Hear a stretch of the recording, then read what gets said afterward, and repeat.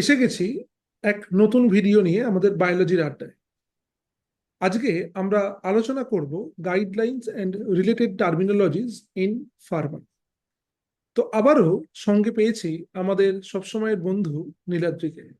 তো এবার নীলাদ্রিকে বলবো এই বিষয়ে একটা সংক্ষেপে বিস্তারিত আলোচনা করবার জন্য। ফার্মা ইন্ডাস্ট্রিতে জয়েন করার জন্য বা যে কোনো হেলথ কেয়ার ইন্ডাস্ট্রি বা এরকম ক্ষেত্রে যেগুলো রেগুলেটরি বলি আমরা, সেইখানে জয়েন করার জন্য কিছু টার্মিনোলজিস থাকে বা কিছু আমরা জিনিস মেনটেন করতে হয় বা কিছু কথা সাথে আমরা হয়তো যারা এখানে জয়েন করেছি বা যারা এখানে কাজ করছি তারাই জানি। তাছাড়া নর্মাল লোকেদের হয়তো খুব একটা জানা সম্ভব হবে না। তো সেইগুলো নিয়ে আমি আজ আলোচনা করব। তো প্রথমে যদি বলি যে গাইডলাইন, এই কথাটা কি, গাইডলাইনটা কিন্তু খুব জেনারেলাইজ একটা টার্ম। এটা যে শুধু ফার্মা ইন্ডাস্ট্রি বা হেলথ কেয়ার তা নয়। গাইডলাইন আমরা স্কুল থেকেও চলে পড়ে আসছি, একটা কিছু গাইডলাইন সেট করা হয়, সেই গাইডলাইন মেনে আমাদের চলতে হয়। কলেজে যখন পড়ি তখনও গাইডলাইন থাকে এমনকি। তো ধরো আমরা যদি কোনো ট্রাফিক রুল ফলো করি, সেটাও তো একটা গাইডলাইন মেনটেন করা আছে যে এই গাইডলাইনে রাখা। বা যদি আমরা কোনো ল এর কোনো দেখি যে এই ল এই তোমার আর্টিকেলের আন্ডারে পড়ছে, এগুলো সবই কিন্তু একটা গাইডলাইন। তো প্রিসাইজলি বলতে গেলে এটা একটা কিছু ইনস্ট্রাকশন বা কিছু রেকমেন্ডেশন যেগুলো রেগুলেটরি বডি সেট করে রাখে। রেগুলেটরি বডি মানে এরা হচ্ছে এই স্কুলের প্রিন্সিপালের মতো, মানে এদের মধ্যে একটা অথরিটি দেওয়া আছে বা এরা একটু এক্সপিরিয়েন্স, যেরকম একটা একটা বডি, একটা এজেন্সি, যারা এর মধ্যে যাদের কিছু রেকমেন্ডেশন যদি আমরা ফলো করে চলি, যদি আমরা অ্যাডহার করে চলি, তাহলে আমরা হয়তো কিছু আহ, যে প্র্যাকটিসেস গুলো আমরা করি বা যে নর্মালি যে ফ্লোতে আমরা কাজ করি যে কোনো সেক্টরে, সেইগুলো আমাদের অনেকটা স্ট্রিমলাইন ভাবে করতে পারো উইথাউট এনি এরার, বা এরার লেস বলাটা খুব ভুল। মিনিমাম মানে খুব কম এরার থাকবে, মিনিমাল এরার থাকবে। আর সেটা আলটিমেটলি যতটা এরার কম হবে, তত কিন্তু আমাদের পেশেন্ট সেফটির দিকে জিনিসটা অ্যাডভান্টেজিয়াস হবে। তো এই জিনিসগুলো মেনটেন করে একটা গাইডলাইন তৈরি করা হয়। নেক্সট যদি আমি যাই, সেখানে দেখবো যে কিছু রেগুলেশনস এন্ড গাইডলাইন্স বলে যেটা আছে, সেটা হচ্ছে যে এই যে এক্ষুনি ডিসকাস করছিলাম যে রেগুলেটরি বডিজ যেগুলো আছে, এটা কিন্তু আমরা খুব ব্রডলি ক্লাসিফাই করি দুটো পার্টে। একটা হচ্ছে ইন্ডিয়ান রেগুলেটরি বডি, একটা হচ্ছে ইন্টারন্যাশনাল। প্রথমে আসি ইন্ডিয়ানে। ইন্ডিয়ানে এখানে কিছু নাম তুমি দেখবে আমি দিয়ে রেখে দিয়েছি, যেগুলোতে আমাদের ভিউয়ার্স একটু আইডিয়া পাবে যদি কখনো ইন্টারভিউ ফেস করে বা এরকম করে, তাহলে একটা ওদের কাছে এই নামগুলো খুব একটা নতুন লাগবে। এর মধ্যে কিছু কিছু নাম আমরা হয়তো অনেকেই শুনেছি, যেরকম সিডিএসসিও, যেটা central drug safety standards and organisation আছে। এছাড়াও এনপিপিএ আছে। আচ্ছা, শুধু যে ড্রাগস, আমি আগের বার একবার একটা ভিডিওতে ডিসকাস করেছিলাম যে শুধু ড্রাগস বা ফার্মা ইন্ডাস্ট্রিতে মেডিসিনস নয়, এমনকি কসমেটিক্স ইন্ডাস্ট্রিতে সেফটি বা কোয়ালিটি কন্ট্রোলের একটা কিন্তু খুব বড় রোল প্লে করে। সেটাই কিন্তু এই ড্রাগস অ্যান্ড কসমেটিক অ্যাক্ট 1940-তে ওদের যে গাইডলাইন, সেখানে কিন্তু তাই দেওয়া আছে যে একটা কসমেটিক্স যখন কিছু ম্যানুফ্যাকচারিং হবে বা কসমেটিক্স যখন একটা তোমার মার্কেটে আসবে, তার কি গাইডলাইন হওয়া উচিত, সেটা পেশেন্টের বা নর্মাল হিউম্যান ইউজের জন্য সেটা কতটা সেফ। নেক্সট হচ্ছে জিসিপি গাইডলাইন। আচ্ছা, ফার্মাসি অ্যাক্ট বলে যেটা আছে, এটাও সেম। এইরকম কিছু কিছু রেগুলেটরি বডিজ, নার্কোটিক্স যেগুলো আমরা জানি, narcotics, drugs and psychotropic substances, এই জিনিসগুলো কিন্তু এইগুলো স্পেসিফিক স্পেসিফিক আমাদের ফিল্ডে কাজ করে। যেরকম ধরো CDSCO will not like like go with narcotics. Narcotics আলাদা, ওটা ওটা ওটা অন্যরকম জিনিস হচ্ছে। সিমিলারলি জিসিপি গাইডলাইন বা আইসিএমআর, এই যে জিনিসটা, এটা কিন্তু একটা কোলাবোরেটিভ। ঠিক আছে, যেখানে ডিসিজিআই, ডিরেক্টরেট কন্ট্রোল যেটা হয়, ওইটার সাথে আইসিএমআর একটা কোলাবোরেট করে একটা জিসিপি গাইডলাইন বানিয়েছে। তো এইগুলো কিন্তু স্পেসিফিক ফিল্ডের জন্য খুব স্পেসিফিক ভাবে কাজ করে। এবার যদি আসি ইন্টারন্যাশনাল, দেখো, প্রথম নামটা তো সবাই খুব accustom, WHO, world health organisation.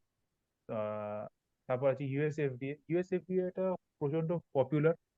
যে বা যারা আজকে নিজেদের কেরিয়ার আমাদের ফার্মা ইন্ডাস্ট্রি বলো বা যে কোনো হেলথ কেয়ার ইন্ডাস্ট্রি বলো, ফুড ইন্ডাস্ট্রি বলো, তাদের ক্ষেত্রে কিন্তু ইউএসএফডি এটা কিন্তু খুব পপুলার একটা টার্ম, যারা সবসময় শুনতে পাবে। যেটা হচ্ছে তোমার US food and drug administration. তো US food and drug administration একটা বড় রেগুলেটরি বডি। এটা কিন্তু একটা খুব সিরিয়াস রেগুলেটরি বডি, যারা স্পেসিফিক্যালি খুব অডিট পারফর্ম করে। জানি আমরা যে হ্যাঁ, অডিটে ইউএসএফডি অডিটেই যে প্রতিদিন শুনছি, এখন প্রত্যেক জায়গায় এখন অডিট চলছে। হ্যাঁ, রিসেন্টলি সান ফার্মাতে অডিট হয়েছে, আরো বিভিন্ন রকম রেগুলেটরি প্লান্টে তোমার অডিট চলছে। তো ইউএসএফডিএ একটা এমনই একটা রেগুলেটরি বডি যারা কিন্তু যখন অডিটে যায় তখন তারা কিন্তু প্রত্যেকটা খুঁটিনাটি জিনিস চেক করে, starting from SOP, starting from cleanliness, সবকিছু চেক করে। তো এইটা একটা রেগুলেটরি বডি, এদেরও কিছু গাইডলাইন আছে যেগুলো ফলো করে আমরা কিন্তু টেস্ট গুলো করি বা যে কোনো টেস্ট গুলো আমরা পারফর্ম করি। আইসিএইচ ও সেম, আইসিএইচ গাইডলাইন হয়, এমএইচআর এ গাইডলাইন হয়, টিজিএ গাইডলাইন হয়। তো এক একটা প্রোডাক্ট যখন আমরা ম্যানুফ্যাকচার করি, পরে যখন আমরা টেস্ট করি, তখন কিন্তু বিভিন্ন গাইডলাইনের পুরো ডিটেলস দেওয়া আছে। ধরো সাপোজ বলছি একটা কোনো ড্রাগ, সেটা এতটা অ্যামাউন্ট অফ একটা সলভেন্টে ডিজলভ করবে, সেটা কিন্তু দেওয়া আছে গাইডলাইন, সেটা অতটা অ্যামাউন্ট অফ সলভেন্টে ডিজলভ করতে হবে, ইউ কান্ট ডেভিয়েট। সিমিলারলি যদি আজকে কোনো একটা সাপোজ বলছি ধরো অটোক্লেভ ক্যালিব্রেশন করতে চাই বা কোনো একটা ইনস্ট্রুমেন্ট ক্যালিব্রেশন করি, তার যে প্রসিজিওর, বা যদি আমরা কোনো প্লেট ইনকিউবেট করি, সেই প্লেট ইনকিউবেশনে কিন্তু একটা পার্টিকুলার প্রোটোকল মেনেই আমাদের চলতে হয়। যে যদি ব্যাকটেরিয়াল কোনো একটা প্লেট হয়, সেটা কত দিনের জন্য ইনকিউবেট করতে হবে, কত ডিগ্রি সেলসিয়াস বা টেম্পারেচার কত মেনটেন করতে হবে, উই কান্ট ডেভিয়েট, বিকজ এইগুলো একটা স্ট্যান্ডার্ডাইজড প্রোটোকল যেটা কিন্তু এই রেগুলেটরি বডিগুলো আমাদের জন্য অলরেডি ফিক্স করে রেখে দিয়েছে। আচ্ছা, নেক্সট যেগুলো আছে হচ্ছে টিজিএ। টিজিএ হচ্ছে থেরাপিউটিক গুডস অ্যান্ড অ্যাডমিনিস্ট্রেশন, এটা অস্ট্রেলিয়ার রেগুলেটরি বডি। এমএইচআরএও সেম জিনিস, MHI medicines and health care products regulatory. এর পরে যেগুলো আছে ওইসিডি, ওইসিডি এটা একটা খুব ইম্পর্টেন্ট একটা জিনিস। এটা 37 ডেমোক্রেসিস মিলিয়ে এই ওইসিডিটা তোমার একটা regulatory body, organisation economic and cultural development, যেটার মধ্যে ইন্ডিয়াও কিন্তু একটা পার্ট। ইন্ডিয়াও কিন্তু এর মধ্যে একটা, এবং 37 democracies, India is one of যে যার কিন্তু এই ওইসিডি তে অলরেডি একটা হোল্ড আছে। তোমার ওইসিডি হয়ে গেল। এবার নেক্সট হচ্ছে বিএফএআরএম, এফডিএ, এগুলো এইচএসএ, এইগুলো এক একটা রেগুলেটরি বডি। এনপিসিবি যেরকম মালয়েশিয়ার হচ্ছে, ডিজিএমপি হচ্ছে তোমার বেলজিয়ামের, এইরকমই এনপিসিবি হচ্ছে মালয়েশিয়া। এই রেগুলেটরি বডিগুলো বিভিন্ন কান্ট্রি স্পেসিফিক হয়, সেই কান্ট্রি স্পেসিফিক গাইডলাইন মেনটেন করে আমাদের ফলো করে চলতে হয়। এটা কেন করা হয়? বিকজ আমি যদি এবার বলি যে এত গাইডলাইন তাহলে আমরা কেন ফলো করছি, রাইট? তো এক একটা ড্রাগ কিন্তু শুধু যে ইন্ডিয়াতে তোমার এক্সপোর্ট যেত না, ইন্ডিয়ার বাইরেও এক্সপোর্ট হয়। তো তাদের কিছু স্পেসিফিক রুলস অ্যান্ড রেগুলেশন থাকে, তাদের প্রিন্সিপাল অনুযায়ী আমাদের ম্যানুফ্যাকচার করতে, তাদের রেগুলেটরি জিনিসটাকে আমাদের ফলো করতে হয় যে ওদের কি গাইডলাইন। তো যেহেতু বিভিন্ন কান্ট্রিতে এক্সপোর্ট হয় ড্রাগ, সেই জন্যই এত রেগুলেটরি বডিজ গুলো বিভিন্ন কান্ট্রি স্পেসিফিক করে আমাদের ম্যানুফ্যাকচারিং করতে according to their needs. Okay, next যেটাতে আসবো সেটা হচ্ছে যে কিছু টার্মিনোলজি যেগুলো আমরা নিয়ে ডিসকাস করবো আজকে। খুব খুব জিস্টেই বলবো, কারণ এটা হয়তো অনেক বড় টপিক হচ্ছে।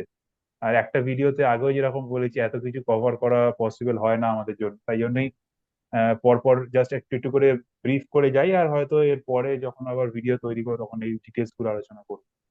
ফার্স্ট যেটা আসছে সেটা হচ্ছে যে সিজিএক্সপি।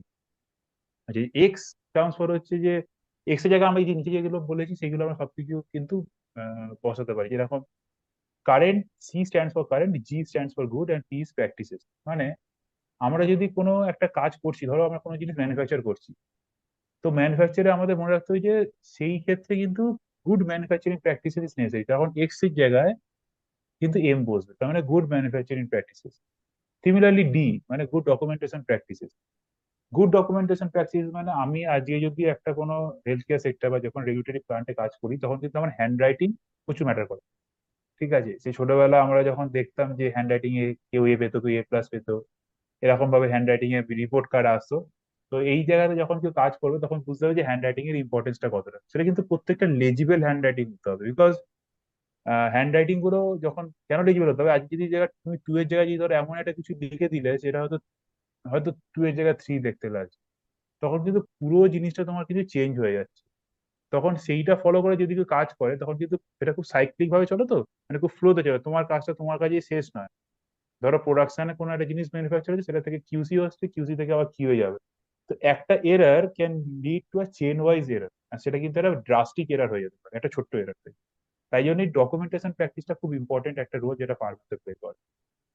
সিমিলারলি যদি আমরা এই এই এই জিনিসগুলো যেরকম ভাবে বললাম যে good manufacturing practice, good documentation practices, তারপর গুড ল্যাবরেটরি প্র্যাকটিস যখন GLP, good laboratory practices, good audit practices GAP, good audit practices, এই জিনিসগুলো এক একটা জন্য কিন্তু খুব স্পেসিফিক ভাবে মেনটেন করা হয় যে কিভাবে এই গুড প্র্যাকটিসেস গুলোকে আমরা ক্যারি ফরওয়ার্ড করতে পারি। আচ্ছা, নেক্সট যেটা বলছিলাম এতক্ষণ ধরে যে গাইডলাইন সেট করেছে এই রেগুলেটরি বডি, তো সেইটা কোথায় থাকবে, কোথা থেকে আমরা দেখতে পাবো, বা আমাদের ফার্মা কোম্পানিতে যদি আমি যাই তাহলে আমি কোথায় জিনিসগুলোকে দেখবো, সেটার জন্যই হচ্ছে এসওপি, মানে স্ট্যান্ডার্ড অপারেটিং প্রসিজিওর। এই স্ট্যান্ডার্ড অপারেটিং প্রসিজিওর হচ্ছে বেসিক্যালি একটা ডকুমেন্ট যেটা ফিক্স করা থাকে প্রত্যেকটা কাজ যেটা আমি করতে যাব তার আগে। একটা আমরা যেরকম কিছু নোটস দেখে পড়াশোনা করি, সেরকমই এটা যেটা নোটস তোমাকে যে একটা মেনটেন করা থাকবে, একটা গাইডলাইন বা একটা তোমার প্রসিজার। সেই প্রসিজার দেখে দেখে তুমি কাজ করো, যে প্রসিজারটা অলরেডি প্রি ভ্যালিডেটেড, যেটা অলরেডি ভ্যালিডেট করা হয়ে গেছে, মানে এটা থেকে তুমি ডেভিয়েট করতে পারো না কাজ। ঠিক আছে, আর যেটা কনসিস্টেন্ট আর এফিসিয়েন্টলি আমি জিএক্সপি মেনটেন করেই কাজ করছি। মানে তোমাকে ওই জন্যই বললাম যে প্রথমে জিএক্সপি টা জানলাম, তারপরেই এসওপি। মানে জিএক্সপি টা আমি ফলো করছি কোথা থেকে, by maintaining and abiding by the SOP. মানে আমি যদি একটা এসওপি মেনটেন করে কাজ করছি তাহলে কিন্তু আমরা জিডিপির মানে জিএক্সপি বেসিক্যালি, তো জিএক্সপি কিন্তু প্রত্যেকটা এক্স কিন্তু মেনটেন করে করেই কাজ করা হচ্ছে। তো সেটাতে মাথায় রাখা সম্ভব হয় না কাজ করার সময়, তাই জন্যই এসওপি যদি ফলো করে করে কাজ করি তাহলে কিন্তু আমরা পুরোটা ওইভাবেই কাজ করছি, তাহলে কিন্তু আমরা ডেভিয়েট করছি। Good practices we are following. Next কিছু কিছু জিনিস থাকে যেরকম হচ্ছে ব্যাচ, ডেভিয়েশন, চেঞ্জ কন্ট্রোল। এইগুলো খুব আমি জাস্ট নামগুলো দিয়েছি কারণ এইগুলো নিয়ে খুব বড় একটা ভিডিও তৈরি হয়ে যাবে, এই শুধু এই জিনিসগুলো ডিসকাস করতে গেলে। ব্যাচ বেসিক্যালি কিছু না, প্রত্যেকটা মেডিসিন যখন তৈরি হয় তখন প্রত্যেকটা ব্যাচ ওয়াইজ তৈরি হয়। একটা মেডিসিন একবারে তৈরি হয় না, বাল্ক তৈরি হয় না, দেখা একটা ব্যাচ ওয়াইজ ব্যাচ স্পেসিফিক তৈরি হয়। তাই জন্য তো প্রত্যেকটা ব্যাচের আলাদা করে নাম থাকবে, আলাদা করে কোনো কোনো কোড থাকবে। আর এই এসওপি যখন বললাম, এসওপি থেকে যখন তুমি বেরিয়ে কোনো একটা কাজ করে দিলে যেটা এসওপি কে ফলো করছে না, that is termed as deviation. মানে তুমি ডেভিয়েট করলে এসওপি থেকে। আর যখন ডেভিয়েট করা হয় তখন নিশ্চয়ই কিছু না কিছু এরার থাকবে। তো সেই এরারটাকে যে কি করলে আবার সেই ডেভিয়েশনটা হবে না বা এরারটা ইন ফিউচার আবার আমরা কন্ট্রোল করতে পারি, তার জন্য হচ্ছে চেঞ্জ কন্ট্রোল।